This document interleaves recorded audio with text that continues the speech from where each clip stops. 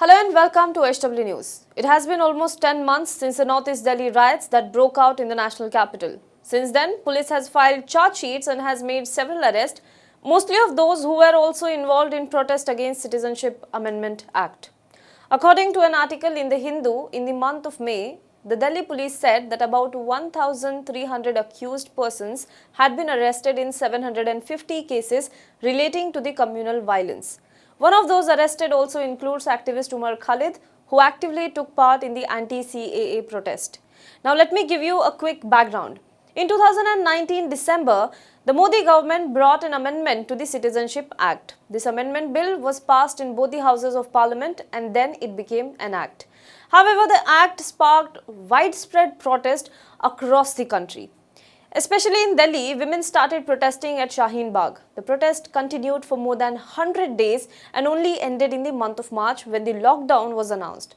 But in the backdrop of Delhi elections in the month of February, the sit-in protest of Shaheen Bagh, or for that matter, anti-CAA protest at large, and the protesters were vilified, a communal rhetoric started doing round around it, and provocative slogans were given by the right-wing groups, and even sitting union ministers and the leaders of the ruling party created atmosphere that was highly polarized.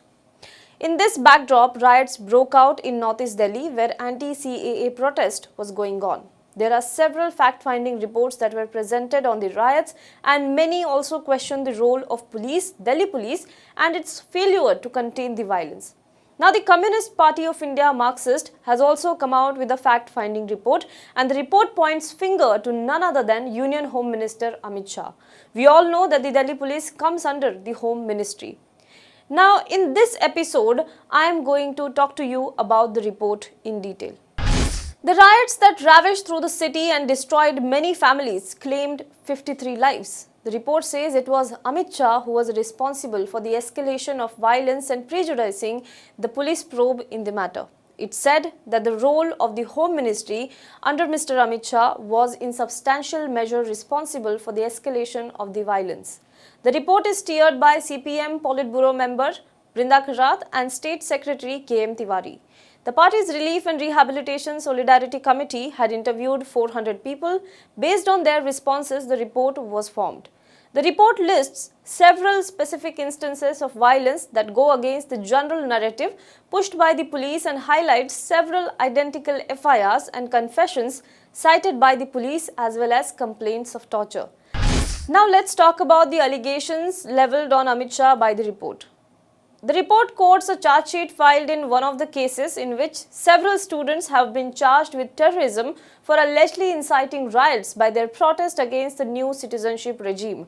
The report shows that the number of personnel deployed during the riots from February 23rd to 27th ranged from 1,393 to 4,756 in a district with a population of 26 lakh.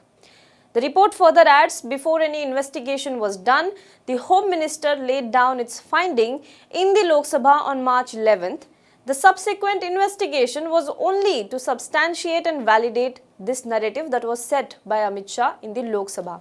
The report says that Amit Shah dismissed the well-documented speeches by BJP leaders that called for shooting traitors or alleging that members of the minority community will invade homes of Hindus to rape and kill. I'm sure you might also remember the speeches made by Kapil Mishra, BJP leader, and also Parvesh Verma.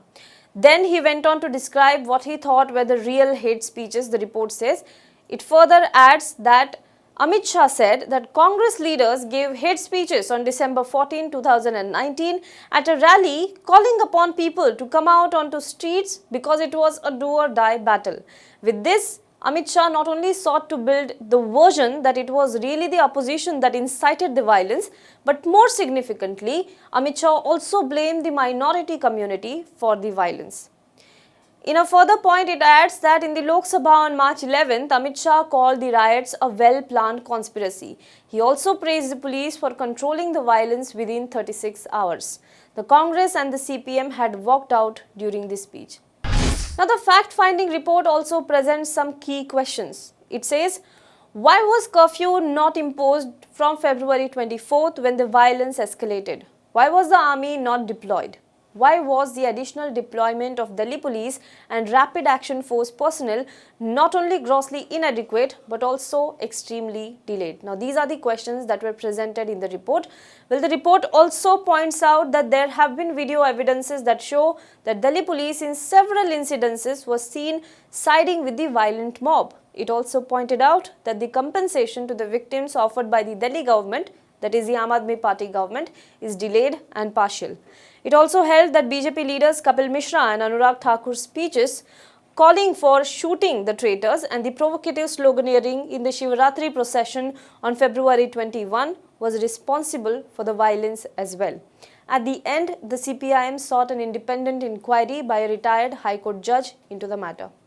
Now, mind you, the Election Commission of India had barred Parvesh Verma, Union Minister Anurag Thakur and BJP candidate Kapil Mishra from campaigning for the Delhi Assembly polls for several days as punishment for these incendiary and communal remarks.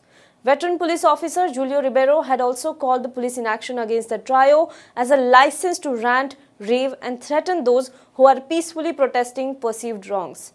But Delhi Police Commissioner has defended the probe by its police force. Even today, there has been no action on Kapil Mishra or Parvesh Verma or for that matter on Mr. Anurag Thakur. They are not held accountable for these provocative speeches.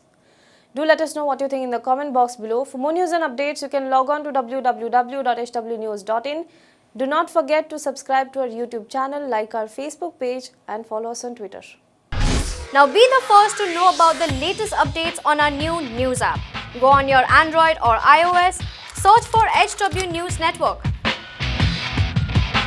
Download our app, choose the language you prefer to get updates in, and be up to date with the latest news. If you like this video, please share it and we would love to hear your comments in the comments section down here. Also, please do like our Facebook page and follow us on Twitter to get minute-to-minute news updates. For more such shows and videos, well, subscribe to our YouTube channel.